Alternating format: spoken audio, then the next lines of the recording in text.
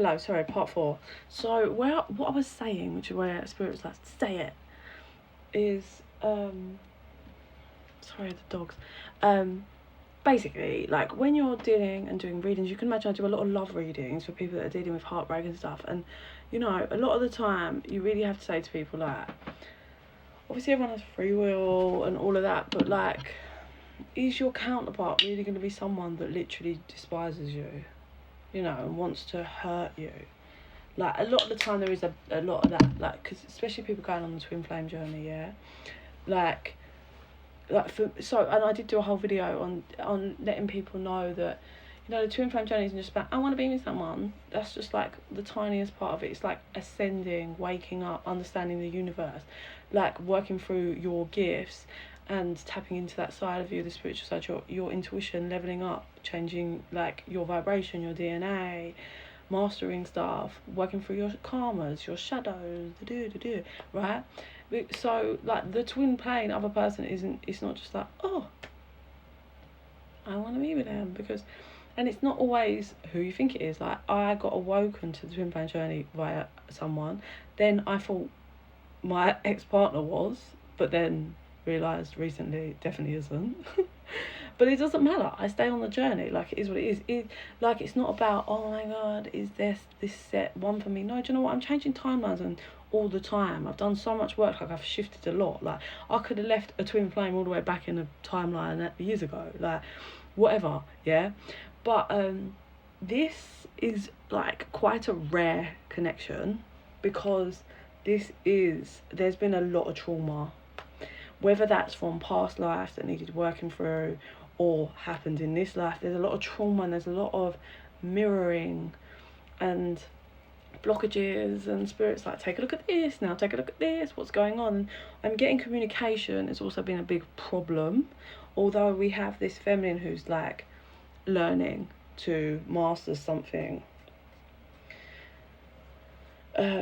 like maybe the communication, she's really learning via all this how to communicate and express what she wants, what she needs, and how she feels, kind of stuff. So yeah, that threw me for a loop, because that's not really a lot of what comes out and what you're dealing with spiritually, you know. And when I said it's been a lot of trauma, I'm not saying, you know, you're dealing with someone that was beating you daily and has like, yeah, done like some, I don't know, like I see something recently about this poor woman that escaped this absolutely vile, it was her husband, had kids, he did things like raped her, I don't know if I'm allowed to say it on here, like, and put her in locked her in a suitcase for hours, like just absolutely horrific abuse. We're not talking about that. So any of this chaos is that this is not for you. That's not divinely guided. Please get help, get out. Anything. Like, email me if you need me to help you get out. Anything, please. That is not a divinely guided connection. What we're talking here is a connection that there has been trauma. But again, I'm not talking on that level. I'm talking someone that is stuck in their own, Spirit says, ego, very loudly in my ear.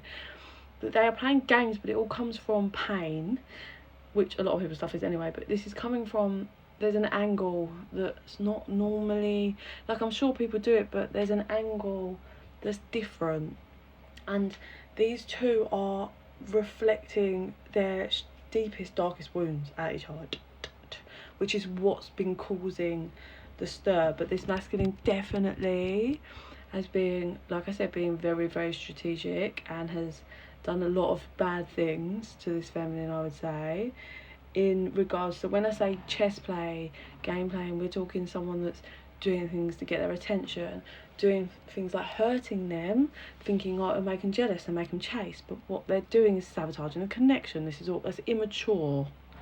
Yeah, there's lots of immaturity, soul growth happening massively for the feminine. So she might not have been, again, it's different, she's been projecting her stuff at him,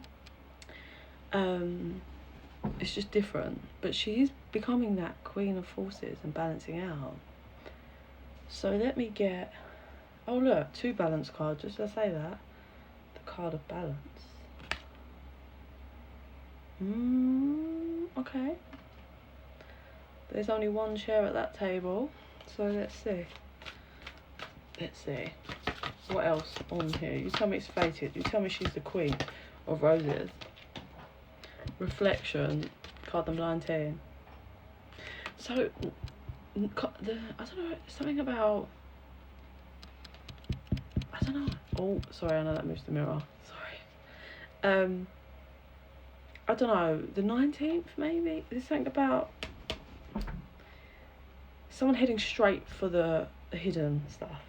I remember I said it's all about them mirroring each other's shadows. Like, basically the key to any healing is always reflection. But why is the number 19? There's something, maybe there's a shift.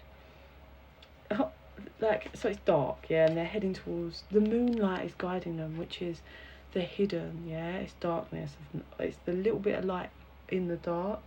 So hang on, let me get another one then, because obviously reflection is a massive kit. This masculine needs to do the reflection.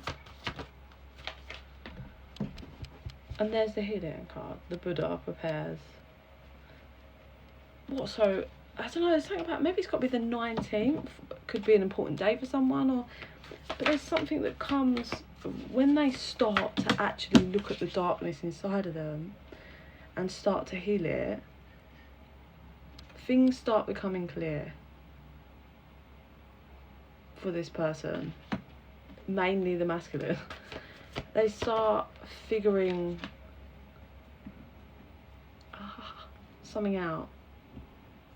They start realising that there is light, but they just couldn't see it. And they get themselves on track. This is not how I expected this reading to kind of... And they start building something for themselves. They start building on creating something. Oh my God. Sorry. He's carving a feminine out of like stone or clay or whatever. I don't know. So he starts building. So is that for this Queen of Roses or with 4? They said. And there's that moon again. He starts reflecting. He starts reflecting. He starts seeing her. Oh. Okay, so this is funny. Let me get a clarifier on it before I say it.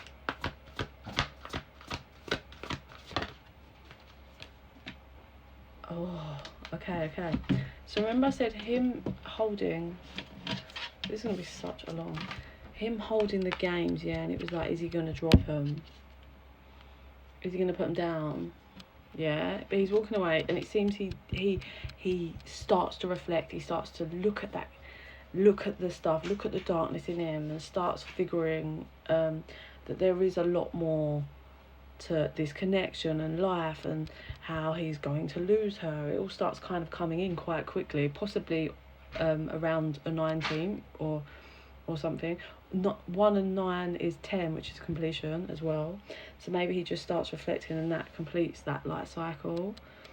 But interesting, you go from like him holding the game, and he's like holding it low, and it's like, is he going to drop it, to her holding, well, she's holding something as well, right? But she finds her power.